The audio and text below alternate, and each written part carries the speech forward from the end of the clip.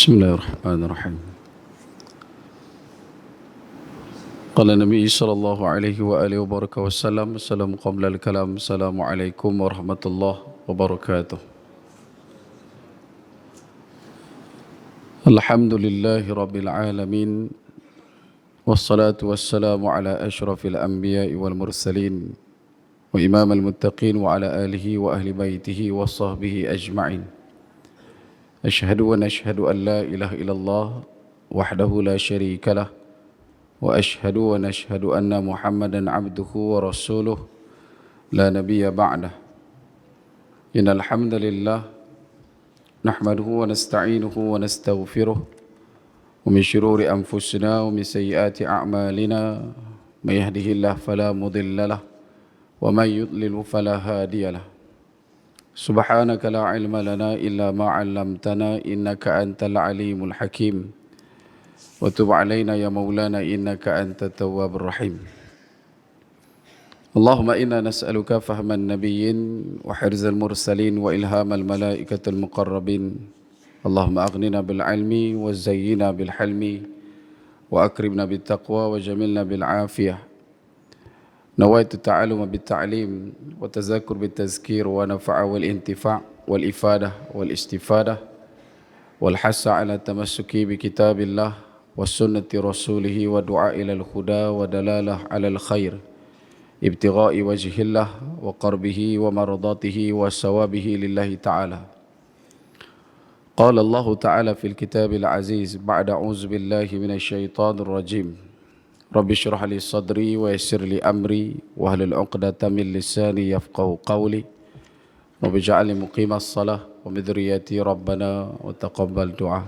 Amma ba'd. Alhamdulillah, tama-tamanya dan selama-lamanya kita rafa'kan syukur kehadrat Allah Subhanahu wa taala dengan faham, sedar dan segar bahawasanya Allah jualah yang menciptakan langit dan bumi serta apa yang ada di antara keduanya dengan kekuasaan mutlak milik Allah dan ketunggalan Allah Subhanahu wa taala. Seterusnya salawat serta salam ke atas junjungan besar baginda Nabi sallallahu alaihi wasallam, manusia menjadi asbab musabab paling utama dan mulia sehingga kita diberikan kebaikan, kita dihimpunkan dalam ketaatan, diberikan pinjaman iman dan Islam sampai ke malam ini.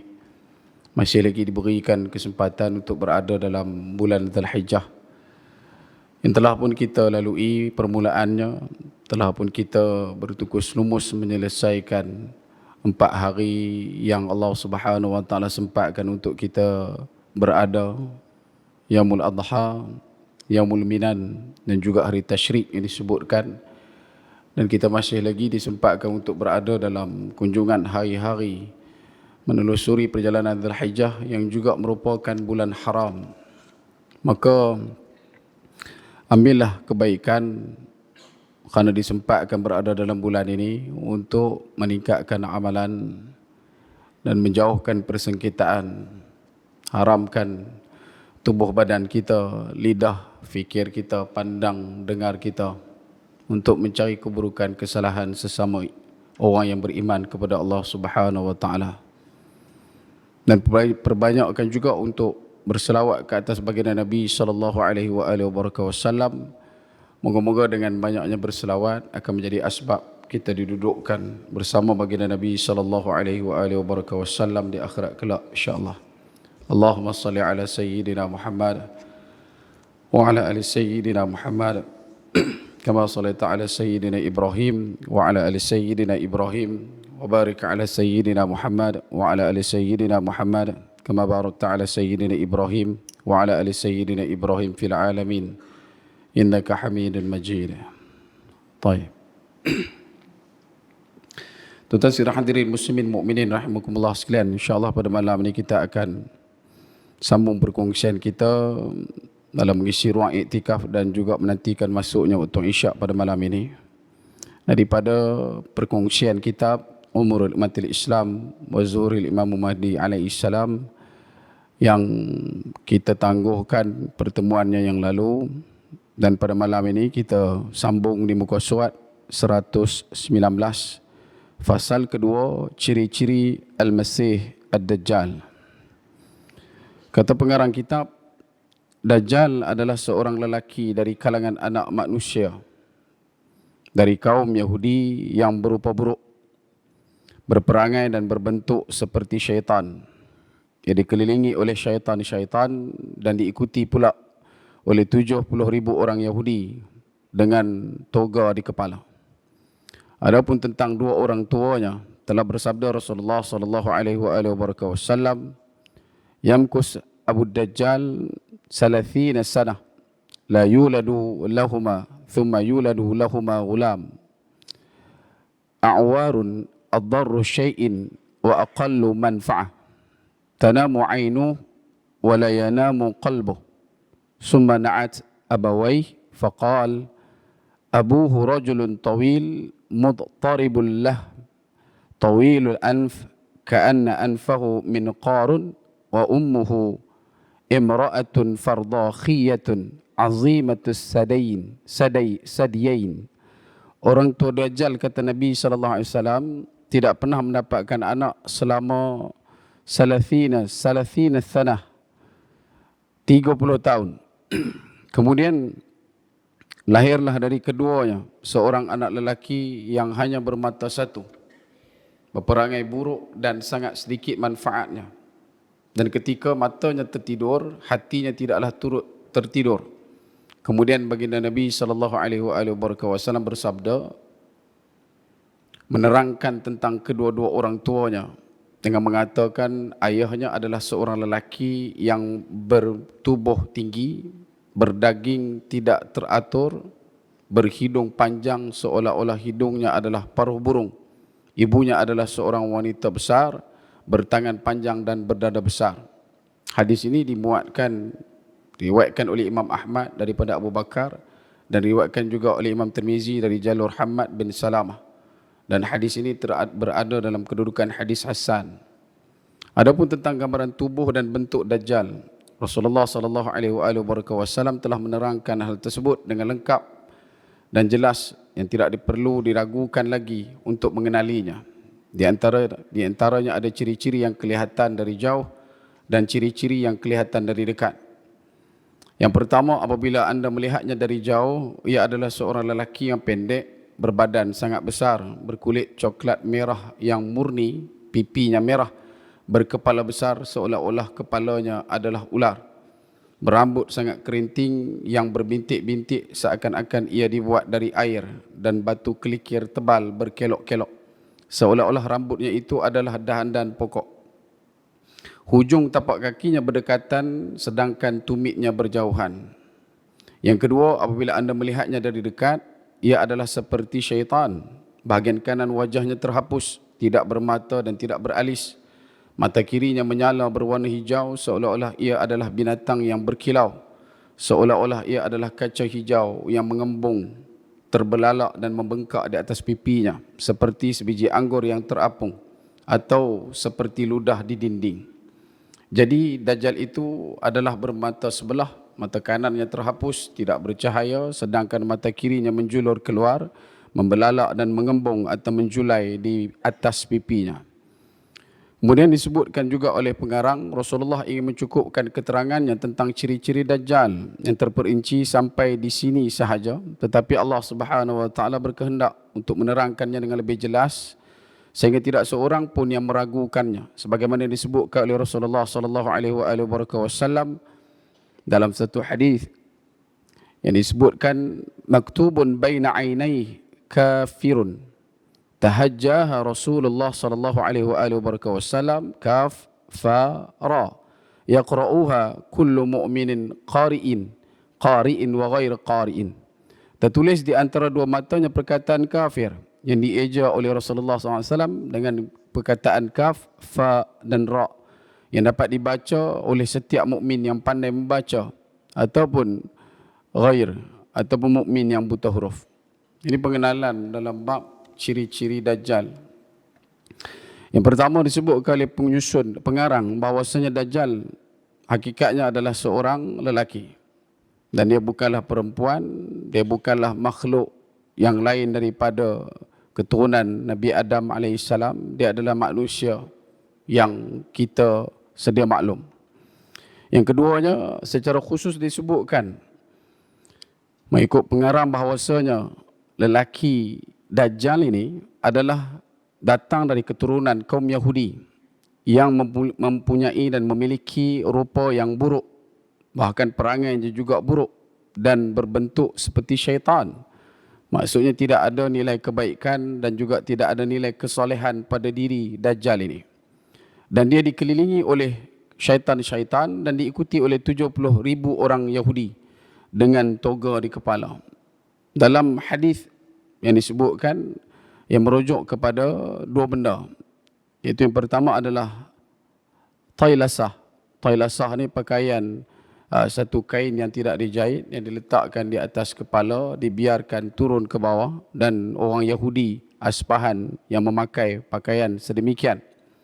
Yang kedua, dalam perincian berkenaan dengan toga, toga ini juga merujuk kepada satu jenis pakaian orang-orang Rom yang dikenalkan pada zaman sebelum daripada kenabian Nabi Isa alaihissalam, seperti mana yang kita dapat lihat di kalangan kelompok-kelompok pemimpin-pemimpin Yunani yang pakai satu kain dan dibalut ke seluruh badan. Dan pakaian itulah yang ditunjukkan dalam era Alexander the Great ataupun Cyrus the Great. Satu kain dia pakai, dia balut. Dan pakaian toga itu dipakai oleh kedua-dua jantina, laki dan perempuan. Sehinggalah beberapa tahun sebelum Masihi, orang perempuan tidak lagi memakai toga kerana ia lebih terdedah. Maka mereka memakai pakaian dipanggil dengan pakaian stola. Stola ni kalau kita nak tengok contoh Liberty, ada patung Liberty dekat Amerika tu. Dia ada pakai satu pakaian tu yang dia pegang api tu. Pakaian itu adalah pakaian stola. Sama juga satu kain yang dibalut ke seluruh tubuh. Dapat kat kita panggil tola lah, kan? Tapi yang ni dia panggil stola. Hak ni toga. Toga ni dia pakaian yang rasmi di kalangan orang-orang yang hidup di zaman Empayar Rom. Kemudian dalam penelitian tentang keturunan Dajjal, apabila disebutkan tentang ibu dan bapa Dajjal, ia muncul dalam satu hadis yang diriwayatkan oleh Imam Ahmad daripada Abu Bakar Siddiq radhiyallahu an, dan juga daripada Hammad bin Salamah, yang hadis ini juga dimuatkan dalam riwayat Imam Tirmizi. Bila menceritakan tentang keadaan dan juga kedudukan kelahiran Dajjal itu sendiri, yang datang daripada dua orang, lelaki dan perempuan, pasangan, yang juga mereka merupakan orang yang tidak memiliki kedudukan dan juga kebaikan dalam masyarakat. Dan dalam waktu yang sama, postur tubuh badan Dajjal itu dikhanakan oleh gen keturunan daripada ibu dan bapa dia, kalau ikut daripada apa yang disebutkan oleh pengarang. Kemudian dalam sikap dan ciri yang pertama dikatakan oleh pengarang kitab, apabila anda melihatnya dari jauh, dia adalah seorang lelaki yang pendek, bukanlah orang yang memiliki tubuh yang tinggi lampai. Badan dia sangat besar, berkulit coklat merah yang murni, merah yang jelas kemerahan, coklat kemerahannya, pipinya merah, berkepala besar dan seolah-olah kepalanya adalah ular, berambut sangat kerinting dan berbintik-bintik. Ia merujuk kepada kerinting yang begitu rapat. Dan ciri-ciri ini disebutkan oleh Imam Ahmad dalam musnadnya dan diriwayatkan oleh Abu Ya'li dari Ibnu Abbas. Sanad ini disahihkan oleh Al-Hafiz Ibnu Kathir dalam kitab tafsirnya, Tafsir Quran Al-Azim. Dan hujung tapak kakinya berdekatan, sedangkan tumitnya berjauhan, yang memberikan maksud bila dia berjalan, kedudukannya seperti kengkang ataupun membuat kedudukan kakinya seperti bulatan O. Dia punya lutut dia sedikit ke tepi dan kaki bawah itu lebih mendekat di antara satu sama lain. Dan bila dia berdiri ataupun dia bergerak, kita akan nampak di bawahnya, di bahagian kakinya itu seperti bulatan. Yang kedua, apabila dilihat daripada dekat, ia adalah seperti syaitan, bahagian kanan wajahnya terhapus, tidak bermata dan tidak beralis. Mengikut dalam satu catatan disebutkan, situasi dan juga ciri ini adalah ciri yang didapati selepas daripada Malhamah Al-Kubra. Kerana ada juga dalam riwayat lain menyebutkan Dajjal ini muncul pada 40 tahun yang pertama, kemudian muncul pada kali kedua selepas daripada Malhamah, sebelum peristiwa pembunuhan Dajjal oleh Nabi Isa AS. Dan disebutkan pengkhususan berkenaan dengan mata kirinya yang menyala berwarna hijau. Dia seakan-akan hanya dia menggunakan sebelah matanya sahaja, dan kedudukan matanya pula duduk dalam keadaan yang mengembung, sedikit terjulur keluar, terbelalak dan membengkak seperti buah anggur yang berjuntai, dan juga disebutkan seperti ludah yang melekat di dinding nak turun ke bawah. Dan Dajjal itu bermata sebelah, dalam keadaan mata kanannya terhapus, iaitu tidak mampu untuk melihat dengan menggunakan mata kanan. Dan di hujung disebutkan Dajjal tertulis di dahinya dengan kalimah kafirun, iaitu huruf kaf, fa dan ra yang berasingan, dan dapat dibaca oleh orang yang memiliki nilai keimanan, sama ada orang tersebut adalah orang yang mampu membaca ataupun tidak.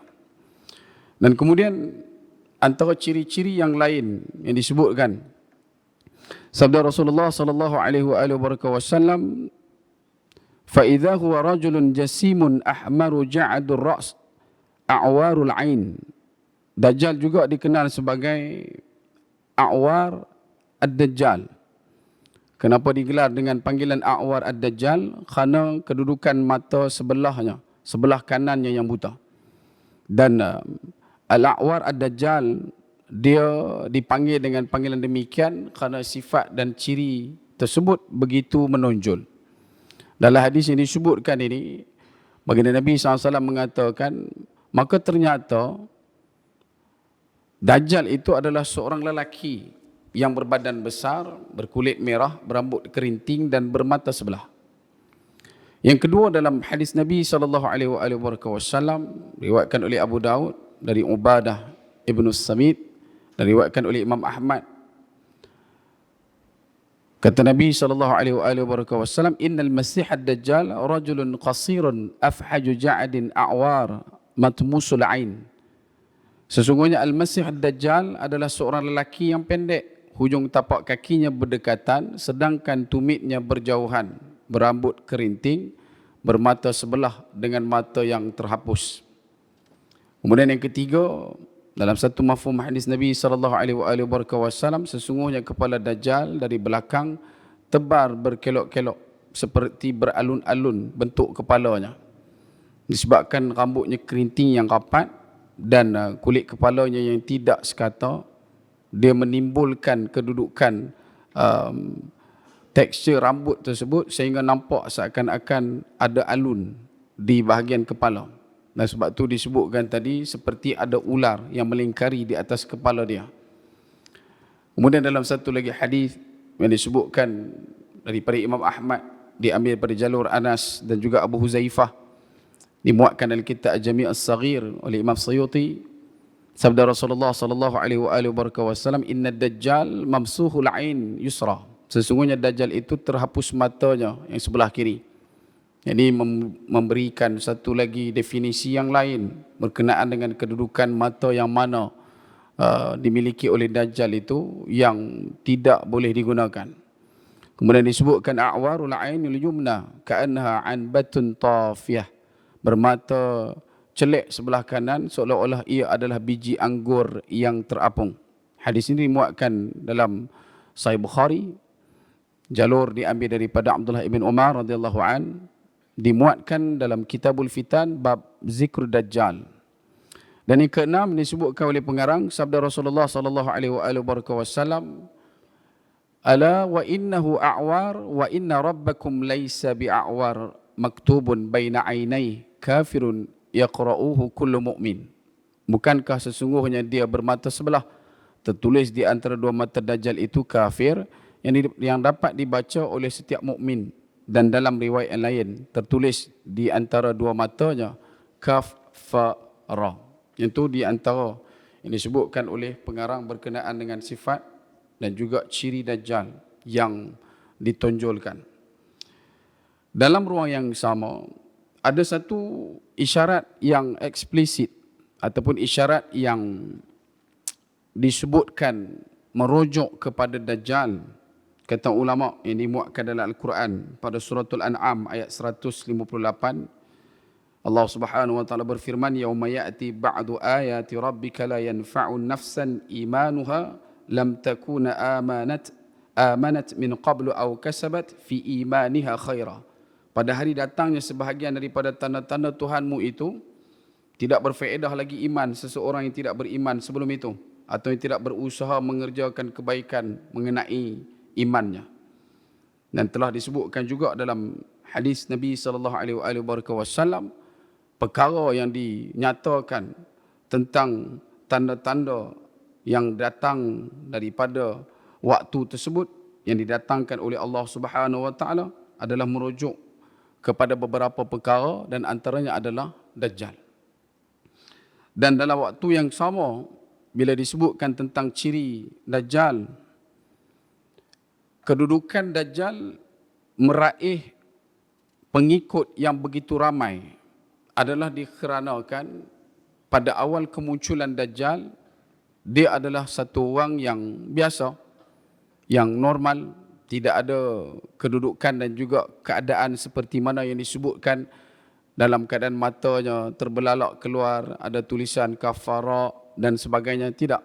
Sebagian pendapat mengatakan kemunculan pertama Dajjal mengemudi pengikutnya selama 40 tahun di waktu awal sebelum Al-Malhamah Al-Kubra.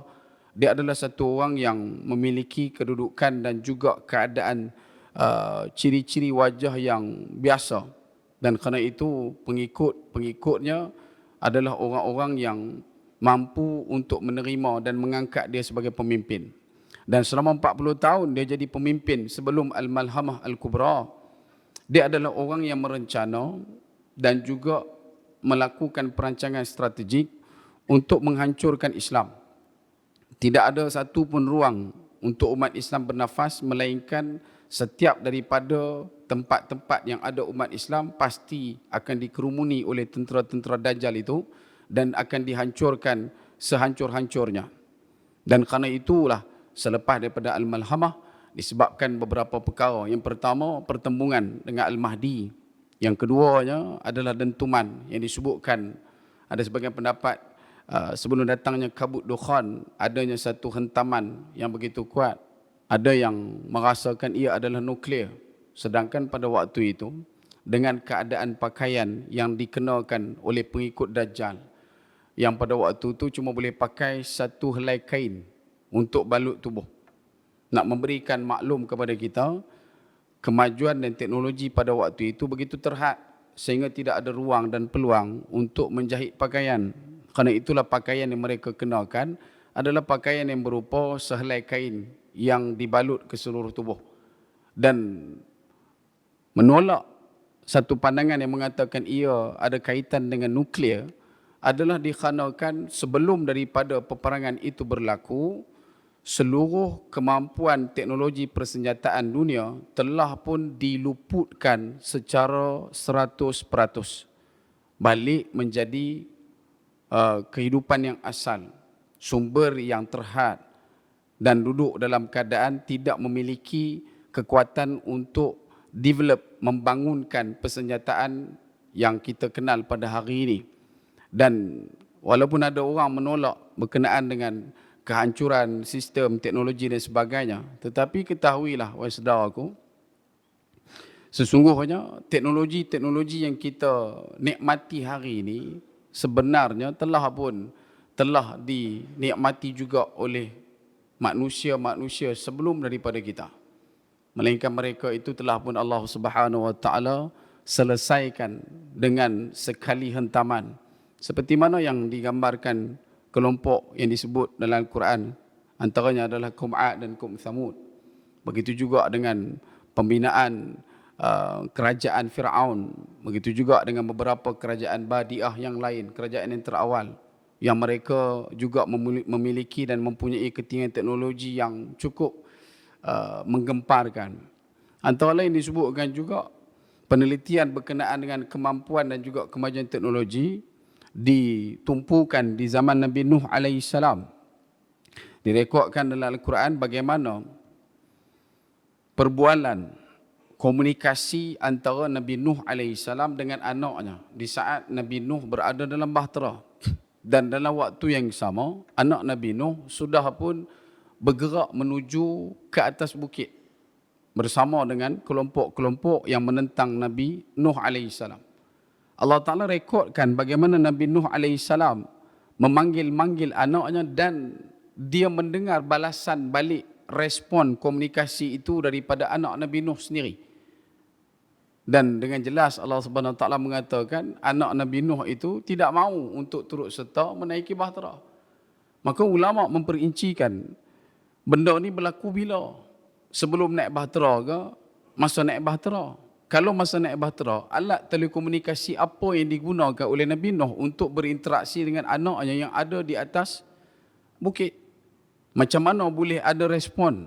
Adakah kapal tersebut mendekat kepada bukit itu ataupun duduk dalam keadaan memiliki satu kemajuan ketinggian teknologi yang boleh digunakan sebagai alat komunikasi pada waktu tersebut? Melainkan selepas pada itu Allah Ta'ala hazafkan, Allah Ta'ala musnahkan semusnah-musnahnya dan dimulakan kembali. Dan begitu juga dengan penemuan-penemuan beberapa tamadun-tamadun yang begitu hebat yang baru terbongkar pada waktu ini dan ada lagi yang masih belum dibukakan untuk kita melihat secara serius. Antaranya teknologi pembuatan yang kita boleh nampak di Petra. Bagaimana mereka menggunakan satu kaedah, satu kemampuan teknologi untuk menggali dan juga mengukir batu dan di dalamnya dibina rumah-rumah untuk didiami. Dan kesannya ada sampai hari ini. Bukan dekat di kawasan Tanah Arab. Di India juga ada. Bagaimana satu tempat yang diukir, dibuat daripada satu batu besar, tetapi mereka menggunakan alat yang tidak diketahui. Sebab ukiran bangunan tersebut adalah dibuat daripada satu batu yang amat besar dan dibuat satu tempat untuk didiami di dalam bangunan tersebut. Asalnya adalah satu batu yang tidak diambil untuk dicantumkan, tapi mereka ukir satu batu. Dia guna teknologi apa? Dan sebab itu, untuk kita di zaman ini, antara benda yang paling dahsyat adalah bila mana berlakunya gerhana. Kata Nabi SAW, bila mana datang gerhana, Nabi akan memperbanyakkan istighfar. Antara benda yang Nabi SAW pohonkan kepada Allah, mohon supaya ini bukanlah azab.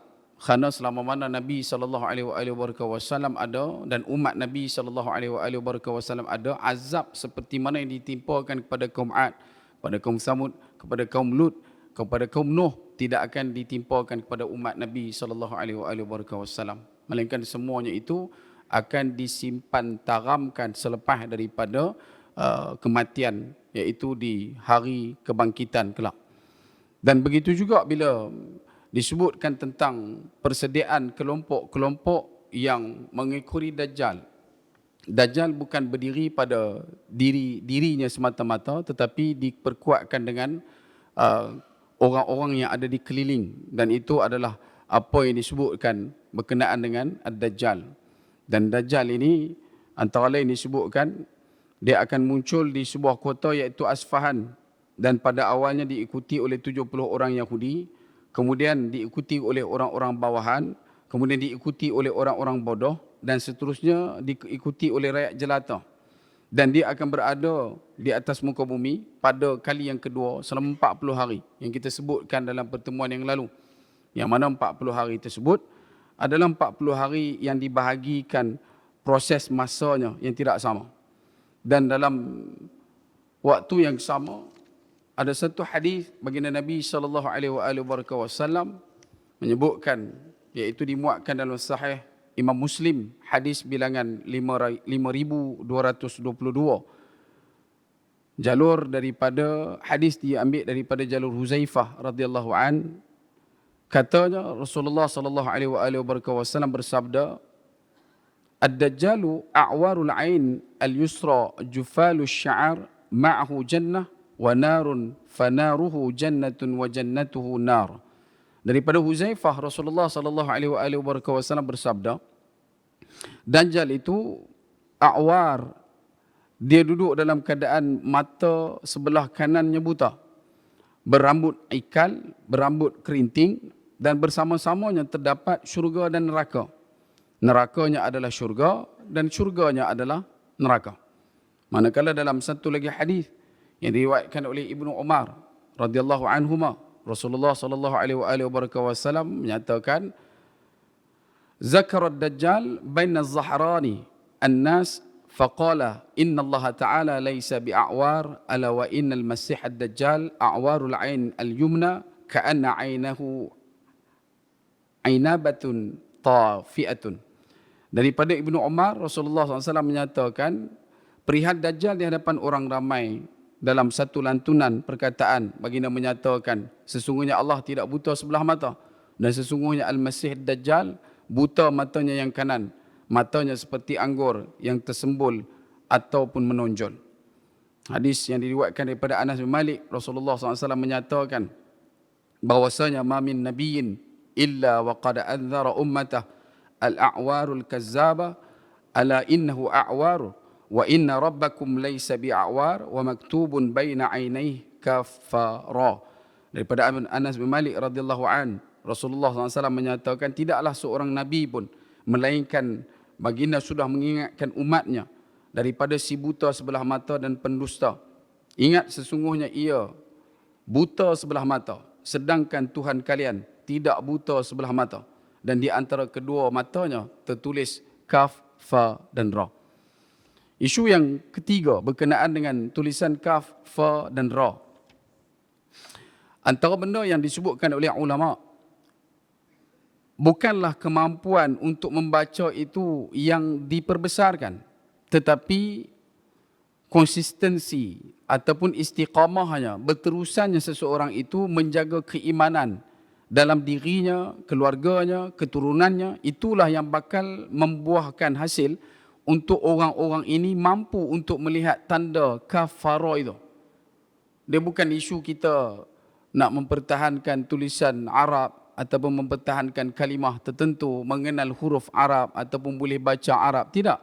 Tetapi menjaga keimanan dalam diri, ia adalah password, kunci utama untuk orang ni boleh nampak kalimah kaf, fa dan ra. Kalau diambil balik pada ruang hari ini, bersama dengan tentera-tentera Dajjal yang kita sebutkan dulu, Dajjalun Kazzabun, ramai orang yang terpeleset dan juga terseliuh nilai dirinya mengikut dan juga menurut telunjuk Dajjal, bukan dikarenakan mereka adalah orang-orang yang bodoh, bukan dikarenakan oleh mereka adalah orang-orang yang buta, dan bukan juga mereka adalah di kalangan orang yang tidak mengenal dan tidak mengetahui tentang Dajjal, melainkan hanya satu, iaitu mereka berada dalam kedudukan tidak memiliki keampuhan iman yang sepatutnya dan secukupnya untuk menepis dan juga mengelak daripada menurut Dajjal-Dajjal. Dan pada hari ini yang kita duk jumpa adalah nilai dan juga situasi yang sama. Ada tempat yang menganjurkan maksiat, maka dipenuhi tempat tersebut dengan orang-orang Islam. Bukan mereka tidak mengetahui itu adalah kemaksiatan. Maksiat tahu. Judinya tahu haram. Zinanya tahu haram. Araknya tahu haram. Tetapi kenapa dipenuhi? Ia bukan isu berkenaan dengan pengetahuan, ilmu. Tetapi ia lebih kepada konsistensi iman yang ada dalam diri. Bahkan ada orang yang tidak jadi masalah untuk konsum, untuk makan di tempat yang tidak ada nilai kehalalan secara jelas. Sampai ke tahap ada orang mendalilkan asal ada tempat tersebut disinggah oleh wanita yang bertudung, maka itu adalah tempat yang boleh dimakan. Walaupun sajian itu disajikan oleh orang yang tidak beriman. Di Indonesia pada beberapa bulan belakangan mereka membincangkan tentang isu pork free. Betul ya? Baru ni saya sebut free pork. Free pork babi percuma dia tak?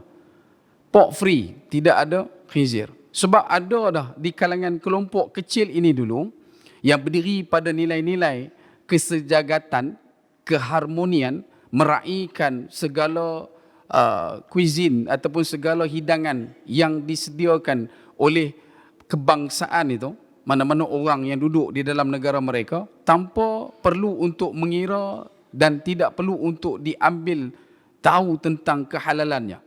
Sampai ke tahap asal saja ada dekat situ satu pelekat ataupun satu simbol diletakkan, satu label yang digantung pork free, maka mereka pun kata boleh makan. Di tempat kita tak ada lah macam tu, tetapi bila jumpa tempat dia tulis vegetarian, weh, celapak ni. Ramai. Kita pun penin. Risau satu pasal, penin satu pasal. Sebab benda tu dirasakan sebagai tidak menjadi satu masalah. Bukanlah kita meletakkan mestilah orang tu menjalankan nak masak tu mestilah baca bismillah, nak kena masuk Islam dulu, tidak. Tetapi isunya, bukankah banyak lagi tempat orang Islam yang boleh kita pergi untuk jana ekonomi, untuk kita telan benda yang dibenarkan itu, daripada kita nak gelut pi dekat tempat yang sudah jelas ketidakhalalannya. Dan sebab itu, apa yang kita nak sebutkan, ia bukan berkisar tentang maklumat ataupun keilmuan seseorang, tetapi bagaimana natijah kebaikan daripada keimanan itu mampu untuk menepis dan juga mengelakkan diri seseorang daripada terjerumus ke kancah kegelapan dan juga kesilapan, mengangkat nilai-nilai kedajalan dalam kehidupan, termasuk dalam bab kepenggunaan harian, bab makannya, bab pakainya, bab tempat untuk hiburannya, bab tempat untuk mencapai ketenangan dan sebagainya. Sebab itu antara benda yang diingatkan kepada kita, tidak lain tidak bukan, akhir zaman adalah satu zaman yang kita kena usaha mengikat kuat diri kita dan ahli keluarga kita. Kalau dulu mungkinlah kita rasa macam kita ada kekuatan untuk mengubah seluruh umat yang ada. Kita boleh wujudkan gagasan pemikiran untuk mengangkat masyarakat umat kita ke satu level, ke satu tingkat yang boleh kita katakan sebagai keampuhan dan kekukuhan iman yang terbaik. Tapi bila zaman semakin menekan, perjalanan hidup kita semakin panjang pada hari ini sampai ke saat ini, dia mai satu ketika kita dah rasa macam dah perlu untuk kita mengkafirkan diri sendiri. Perlu dah, sampailah satu ketika untuk kita mengguakan diri kita. Dalam waktu yang sama, untuk golongan yang lain, ada satu jalan yang kita milik, yang kita ada, iaitulah dengan memperkuatkan doa. Moga-moga Allah Ta'ala berikan bimbingan, burhan, taufik, petunjuk kepada mereka. Dan sebab itu, isu berkenaan dengan Dajjal, ia adalah satu perkara yang disepakati, bukan momok ataupun mambang ataupun jin dan sebagainya, tetapi dia adalah manusia. Dia adalah satu orang yang lahir termasuk daripada keturunan anak cucu Nabi Adam alaihissalam, miliki kalimah panggilan Al-Masih kerana dia diberikan kepanjangan umur dan dia juga diberikan juga apa yang disebutkan sebagai satu bentuk kekurangan yang manusia akan nampak sebagai kelebihan. Dan ini antara benda yang kadang-kadang perlu untuk kita keluarkan faham itu dengan secara jelas. Nanti kadang-kadang kita akan sebut antara kelebihan Dajjal. Dajjal tidak ada kelebihan. Itu semua adalah kekurangan dan kehinaan dia. Cuma kehinaan itu kita rasa macam kelebihan. Dia boleh menghidupkan ibu dan ayah. Dia boleh menurunkan hujan. Dia boleh mengeluarkan makanan daripada telapak tangan dia. Dia boleh menyuburkan satu kawasan dan juga mengkontangkan satu kawasan. Dan ketahuilah, wahai saudaraku, bahawasanya apa yang kita nampak kebaikan di sisi Dajjal itu adalah keburukan, dan setiap keburukan yang ditunjukkan oleh Dajjal itu adalah kebaikan. Dan ini antara benda yang perlu untuk kita persiapkan dan persediakan. Dan di akhir, antara lain yang disebutkan oleh pengarang adalah bahawasanya baginda Nabi SAW menggambarkan Dajjal dengan keadaan dia adalah individu yang buta sebelah mata. Dia bukan cyclop yang hanya ada satu mata. Rentikanlah kalau dapat mesej video ke lepas hantar dia, Dajjal baru lahir. Tengok budak tu mata ada satu. Itu bukan Dajjal lah. Memang bukan Dajjal. Yang hantar tu kot DJ kan. Itu tak, dia Dajjal dia dua mata. Dia memang ada dua mata. Cuma yang nampak sebelah, satu lagi buta. Dan dia juga menjadi penyebar cetus, letus, fitnah daripada dia. Dan ini yang disebutkan yudillu bihi kasira wa yahdi bihi kasira wa man yudillu bihi ilal fasiqin. Quran itu duduk dalam keadaan memberikan petunjuk. Quran juga membuatkan orang sesat. Dan siapa yang sesat? Bila mana dia menjadikan Al-Quran, nak memahamkan Al-Quran, dilihat pada orang yang fasik. Dan fasik itu adalah bunga-bunga kepada ciri-ciri kedajalan. Dan sebab itu, disebabkan oleh ketimpangan memahami Al-Quran daripada kelompok ini, membuatkan kita akhirnya menjadi orang yang merasakan perkara yang dibawakan oleh Dajjal itu adalah yang paling benar. Manakala yang bertentangan dengan Dajjal itu adalah satu perkara yang salah. Dan hari ini kita sedang melalui proses itu. Proses normalisasi. Pengkhianat dikatakan amanah. Amanah dikatakan pengkhianat. Orang yang benar dikatakan salah. Orang yang salah dikatakan benar. Duduk dalam keadaan penipu diangkat. Orang yang melakukan perkara betul diinjak dengan seinjak-injaknya. Kebenaran tidak mampu untuk diluahkan. Tak boleh nak sampaikan kebenaran pada orang. Sebab rasa ada sekatan dalam tu. Ada banyak benda betul kita nak beritahu tapi tak boleh nak beritahu. Dan ini adalah dikarenakan kita sedang melalui proses itu. Duduk dalam proses kedajalan yang sedang dipersiapkan. Sebab tu kita pernah sebut juga kenapa di dalam duit Amerika disebutkan dengan the birth of the new world order dan diletakkan berkenaan dengan lambang piramid yang ada di lautan. Yang nanti kita akan masuk tajuk dia insya-Allah berkenaan dengan Ibnu Sayyad yang menggambarkan bagaimana Nabi SAW menyatakan kepada Ibnu Sayyad bila Nabi tanya apa yang kamu nampak, Ibnu Sayyad kata yang aku nampak adalah satu istana di atas air. Maka Nabi kata itu adalah istana syaitan, itu adalah istana iblis, arsyan iblis. Dan kemudian di duit Amerika tu pun sama juga. Dia letak piramid. Belakang dia tu ada ayat. Kemudian di atas dan di bawah dia tulis the birth of the new world order. Bahkan ada dikaitkanlah juga dengan Florida dan sebagainya. Florida yang bermaksud dukun yang dinantikan. Kelahiran dukun yang dinantikan. Dalam bahasa mereka juga menyebutkan sebagai Tuhan yang dinantikan. Sebab tu kalau berkenaan dengan Taylasah yang awal tadi, kalau tuan-tuan tengok hari ini, di Jenin antaranya, di Palestin, ketumbukan tentera laknat Israel, Zionis ini sedang rancak masuk dan menabrak dan menghancurkan seluruh kawasan penduduk umat Islam di sana. Dan boleh dikatakan, ramai di kalangan tentera-tentera mereka pada hari ini, bahkan dalam belakangan inilah, agak kerap kita jumpa, dah mula mengenakan Taylasah.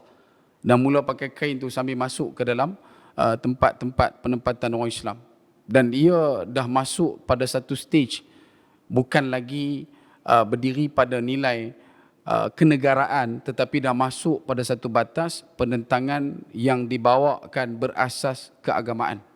Dia dah main dah dalam jihad mereka. Sebab tu mereka mengenalkan pakaian itu.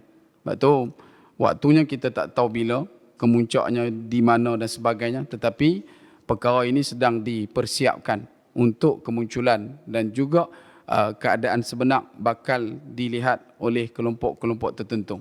Jadi, takat tu dulu perkongsian untuk malam ni. Nanti kita akan masuk satu lagi tajuk yang disentuh oleh pengarang. Perbahasan berkenaan dengan di manakah tempat Dajjal itu sekarang. Yang mana mencakupi beberapa hadis Nabi SAW dan juga akan masuk satu lagi bab berkenaan dengan Ibnu Sayyad, insya-Allah. Jadi moga-moga takat itu dulu perkongsian. Selamat meneruskan perjalanan hidup kita di bulan akhir untuk tahun Hijrah 1444. Dan kita bakal mengakhirkan tahun ini.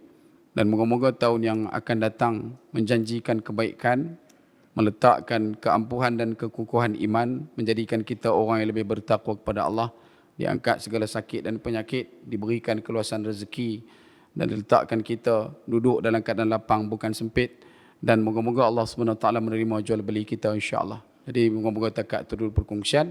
Kalau ada kebaikan mohon tolong sebar-lebarkan, kalau ada keburukan mohon tolong jauhkan. Bak kata patah sedap makan dikunyah-kunyah, sedap kata diulang-ulang. Kalau tuan turun ke kebun, buat apa turun ke kebun kalau tidak menoreh getah? Segala silap dimohon ampun kepada Allah kita berserah. Akhir kalam, sekecil-kecil ikan pasti ada isinya, sebesar-besar ikan pasti ada tulangnya. Quli qawli hadha wastaghfirullahal azim wa lakum wa lisairil muslimin wal muslimat wal mu'minina wal mu'minat fastaghfiruh fa yafawdal mustaghfirin. Assalamualaikum warahmatullahi wabarakatuh. Wallahu taala a'lam.